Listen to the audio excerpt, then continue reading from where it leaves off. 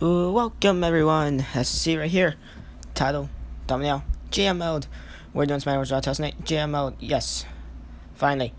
Originally, I'm just gonna talk over us doing like the whole draft and stuff here. We're gonna be ECW by the way, but anyway, so I originally did this like 2 months ago, but I was Smackdown and I did like a whole bunch of episodes, like 8 or 9. Ultimately, I was able to like do a whole bunch of good trades and get like the whole dream roster. Like I had like the only good like I had like all the main variants, but it's like the only one I didn't have was like Batista, I believe, Batista or Triple H. And so I like had all the main variants and like the mid carders I wanted. So yeah, it was good. I uploaded like the first 2 episodes, and then that 24 hours after uploading those two, I deleted them because I decided to take a restart, I guess, along with like I lead the other Smackdown ones I had saved up for like the next couple, like for future and stuff like that. I see we're gonna restart the draft because we need Foley. So Taker and Foley gonna be our like main guys, cause Taker, he's not gonna go Smackdown. We're not gonna make him go Smackdown, and we of course need Mick Foley. So there we go. We could sacrifice not getting Terry Funk. We could always like trade for him. So yeah, that's the whole backstory for Smackdown. So anyway, here we go. We're fresh restart. ECWS now. We're gonna get CM Punk. If anything, we mostly do 3 months and 5 week contracts. We only do 1 year for one superstar, and that one was Foley. So now we could do 5 weeks for some, 3 months for others. No 6 months, no 9 months because, nah. So now we got Nitro. Also need to keep out an eye for like Sandman and Sabu, because of course we need Sandman and Sabu. I kind of want Snitsky. Probably because, I don't know, we could push Snitsky. We are going to definitely get Kane as well. So Masters will probably get him, although I really don't want Masters. If I was Raw or Smackdown, then yeah, I'll get Masters, put him in a tag team with Carlito for the tag titles, then yeah, but now we're ECW, so we only got the ECW title. Of course, MVP is not much of a good fit towards ECW. I kind of wanted Kennedy, but, well, now he's gone. Mark Henry's also a good fit. He's a good fit for ECW. He was in ECW, could like do Henry and Matt relive 2008 for the ECW title right there, but no, we're not gonna do that. So there we go. Then we're gone. We got 14 superstars in total, and we got the most, $4,511,170 compared to 3.9 mil for both SmackDown and Raw. We can always renew the contracts anytime we want to, either 5 weeks or 3 months. For I think we mostly signed 3 months deals. So yeah, since we only have the ECW Championship, it's going to be. I think it's gonna be easier for me, because here's what I don't like about Smackdown Raw 2008. The rosters are just way too tiny. No Big Show, no Jericho, stuff like that. So it's like there's some superstars, there's a whole lot of superstars that are actually missing, which kind of sucks. So yeah, not to mention for these third roster, I feel like they should like at least let you use the hardcore title or something like that as the mid cartel. But whatever. We're gonna keep the championship vacant because we're gonna do a fatal 4-way for the state championship in the main event of this episode. So that'll be that. So we got everyone that we pretty much wanted. Besides, we could live without Kennedy, I guess. But we could also live without Mark Henry. But we soon do need Terry Funk. We're never gonna play. Though off camera, I have played a couple games in exhibition mode, a whole lot. But we're not going to play here because, don't want to. We're just going to let the CPU do it. Stuff like that. I was going to start rivalries. I do have a rivalry in mind. But, of course, trades, SmackDown, Raw, stuff like that. They got Edge. We could have gotten Edge. Edge will be a nice fit. Marcus Corvan as well. He'll be nice. Terry Funk for Foley will be very bad. Because, we can make them a tag team. If we ever do Raw or SmackDown, we could, like, make these two a tag team. So, yeah, that'll be nice. I believe Snitsky is. I don't know. I can't remember what I was doing here. I think we like trade for Snitsky. Because, yeah, there he is, Snitsky. He's on Smackdown. 54 overall popularity. So, any popularity that's over. Marcus Corvon as well. We don't get Corvon here.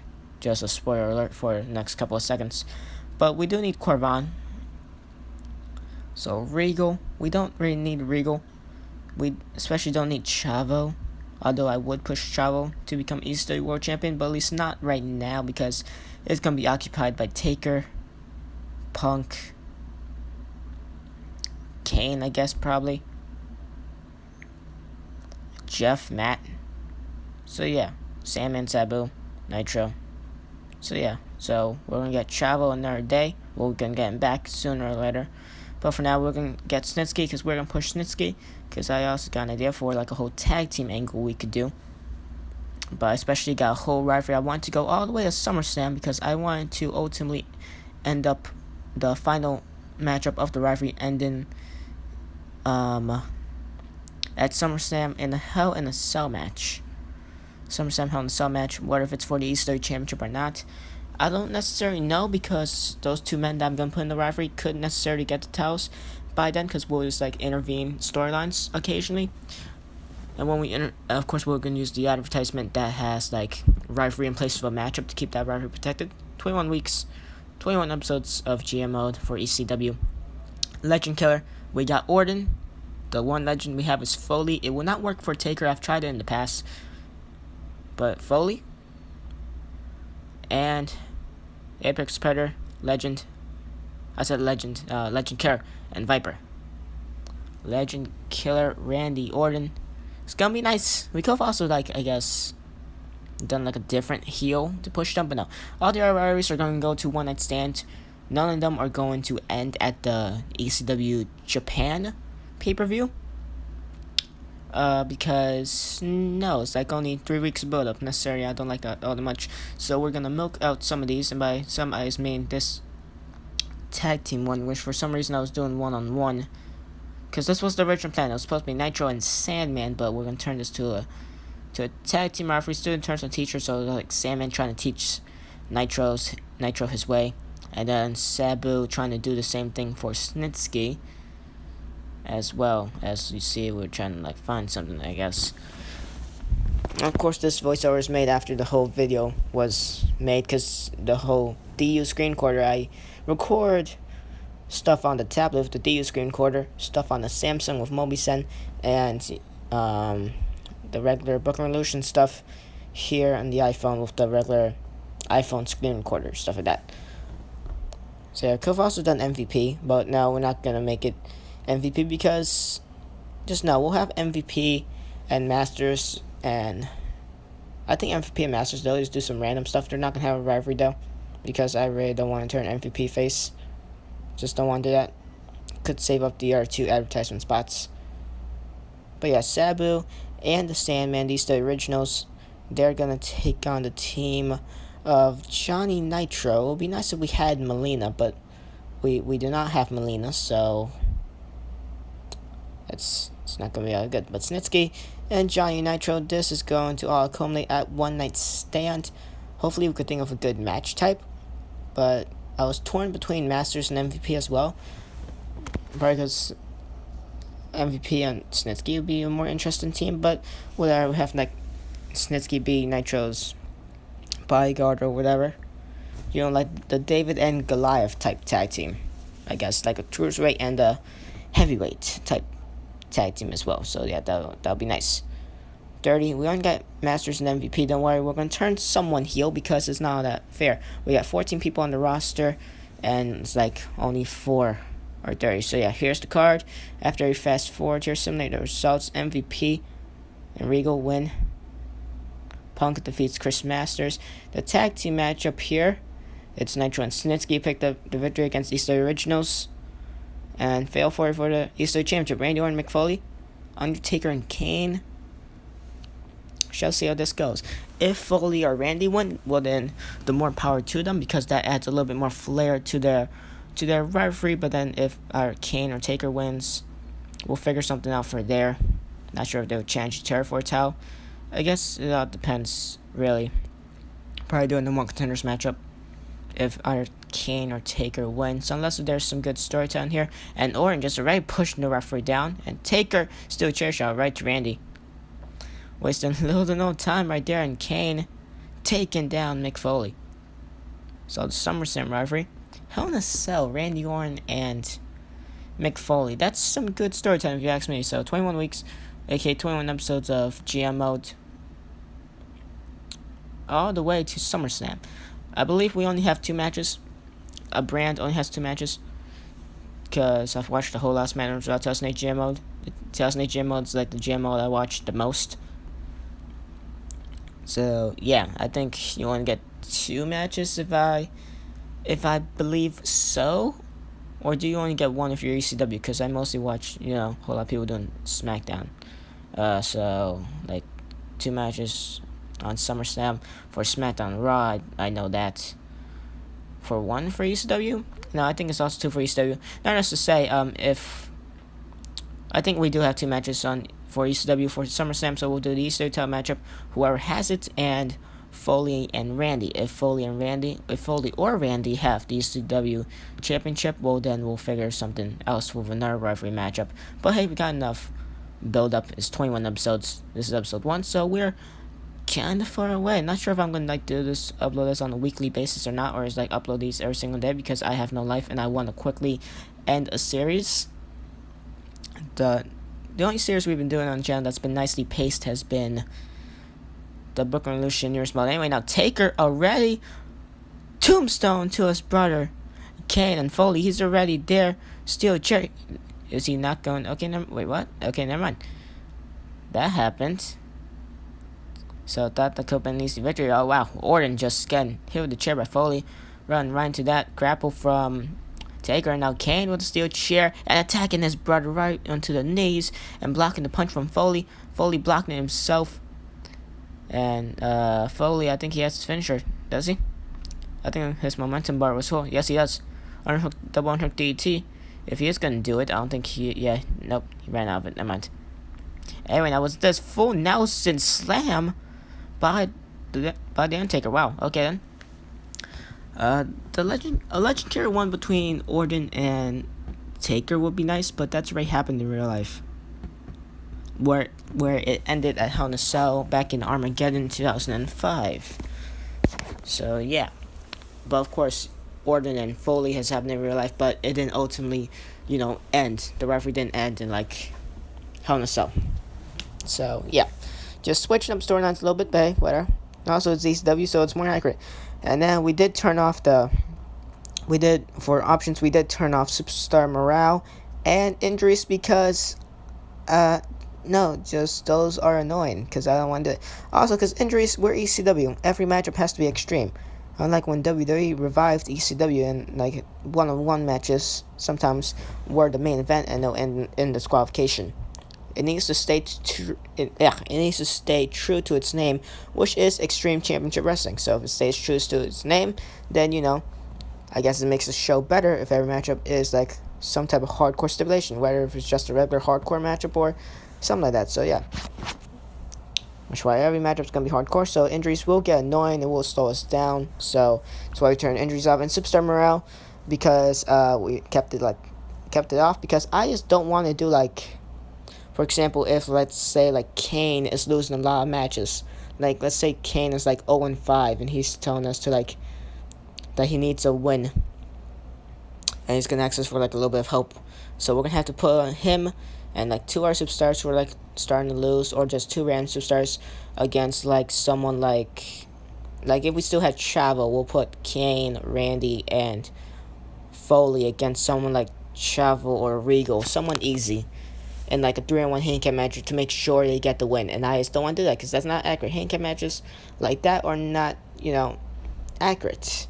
Anyway, now,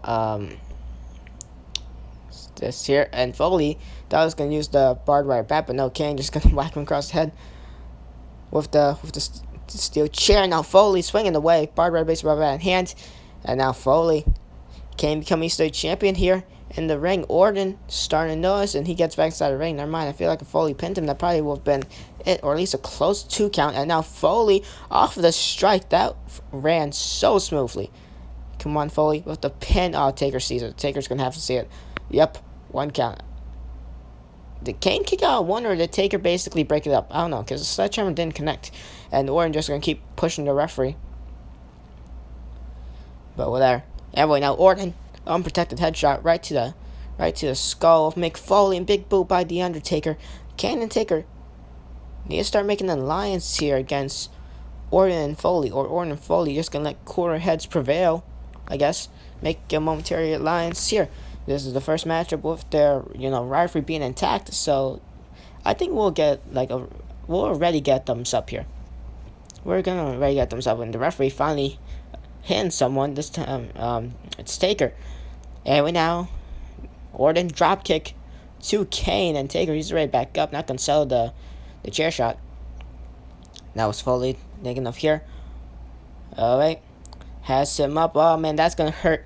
That's gonna hurt Orton. And now back in the background, Taker just a full Nelson driver again.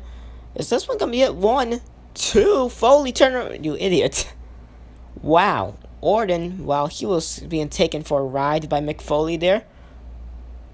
Randy Orton's legend carrier is getting destroyed right there, but Taker, he just stole the victory. I believe Kane is busted open as well. Taker stealing the victory. He's the champion. He pinned his brother. Yep, he is. That'll make such a great thumbnail, because we're gonna make that the thumbnail, because that is the thumbnail. Well, congratulations to the Undertaker. He's the ECW champion. First our ECW champion here in ECW. He earned it against 3 other men, 3 tough competitors: Randy Orton, Kane, Mick Foley, of course. This is good, I guess. Well, to be fair, either outcome would have been nice, like any outcome. So, even if either Foley or Orton won it, able to advance the rivalry. It's something for the ECW title, I guess, which I don't mind. And we're going to occasionally, like I said, intervene rivalries. So, Foley could win the ECW title, Randy could win the ECW title from, whoever. Stuff like that.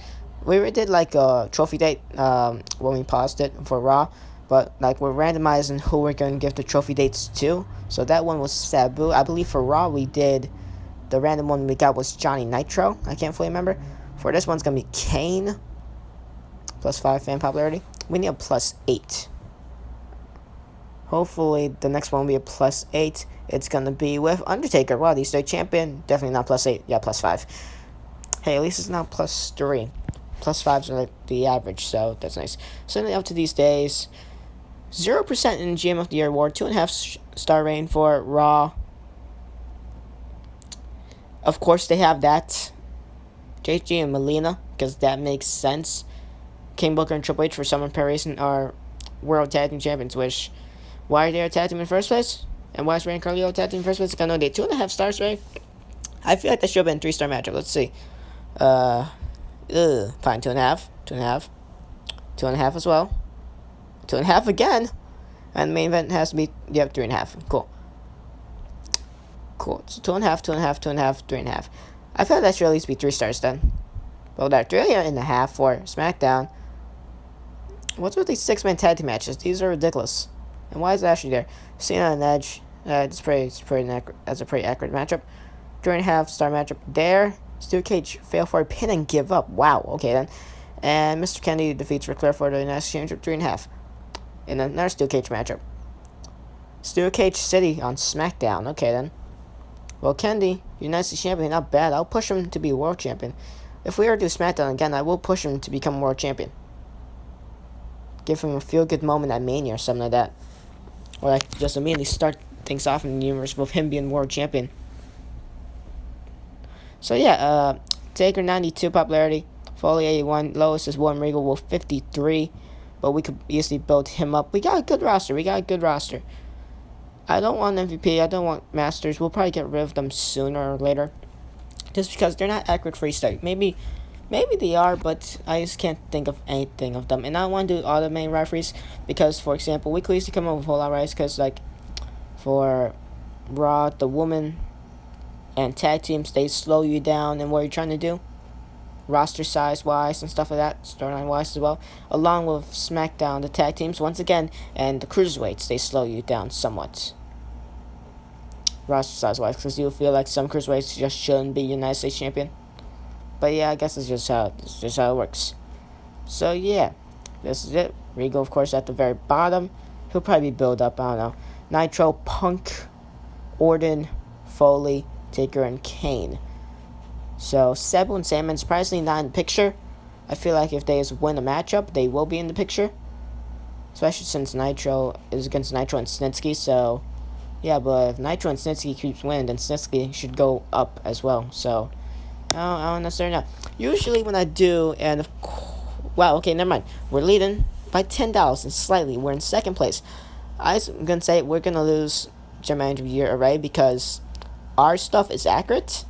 It's not like we're gonna end up doing like one of those ridiculous 6-man tag team matches where there's a diva in it, or it's like, you know, unlikely tag teams. Of course, Snitsky and Giant Nitro is, but at least like that will make sense. Like a somewhat like, you know, the bodyguard, Nitro having a bodyguard, and Snitsky, something like that. So yeah, at least that'll make sense. And at least we have the Hardy Boys. We could get Elijah Burke and Marcus Corvan. I think Corvan's on Smackdown, and I don't know where Burke is at. Hopefully he's also on Smackdown, if I'm correct. I can't remember. We'll probably get them soon for MVP and Chris Masters, since MVP most likely has more popularity than both of them. I think Burke actually has more popularity. Of those 4 names, Burke, Corvan, MVP, and Masters, I think actually Elijah Burke has the most. I don't know why, but we are going to have to bring Burke and Corvan and Terry Funk to ECW. We'll just have to build up someone who gets 100 overall popularity. Someone like that we necessarily don't really need all that much, like MVP, Masters, or Regal. We will need them on Raw or SmackDown if we ever do that, definitely. But for ECW, nah. If we ever get them to 100 or like a high 90, then yeah, it'll be good enough. So yeah, there we go. That was it for GMO. First ever episode down in the record books. Second episode, I don't know what I'm gonna think of. Catch you on the next one, and goodbye.